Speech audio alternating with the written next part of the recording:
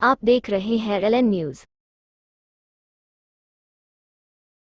131वीं जयंती के मौके पर आज की जयंती मनाने के लिए यहाँ पर हम लोग जमा हुए हैं। आज देखिए, आज जो हमारे देश का माहौल है, इस माहौल में डॉक्टर बाबा साहब अम्बेडकर साहब ने जो एक समता का जो पैगाम दिए, उसकी बहुत ज़्यादा ज़रूरत है। वो फ़िरका परस्त ताकतें जो है उनको हराने के लिए, उनको पीछे रखने के लिए आज डॉक्टर बाबा साहब अम्बेडकर के जो उसूल है और उन्होंने जो हमारे लिए मार्गदर्शन की है, उस पर चलने की हमें आज सख्त ज़रूरत है। देखिए, विविधता में एकता, ये जो है डॉक्टर बाबा साहब अम्बेडकर का ये पैगाम था और उनका जो पैगाम था समता का, सबके लिए शिक्षा सम्मान के लिए जो है आज उनके जो उसूल है, आज उनके जो आदर्श है, उस पर हमें आज चलने की ज़रूरत है।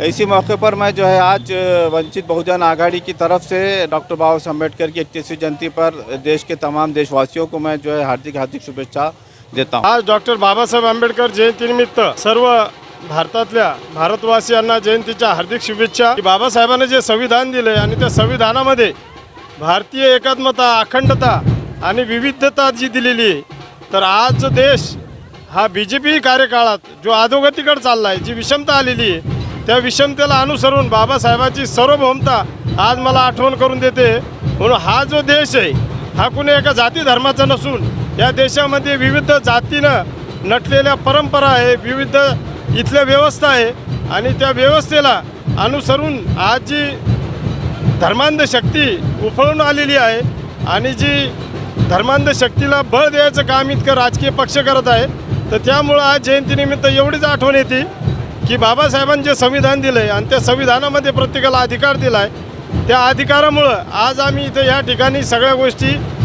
साजरा करू शकतो, बोलू शकतो। त्यामुळं मी सर्व भारतीयांना एवढे जयंतीच्या हार्दिक शुभेच्छा देतो।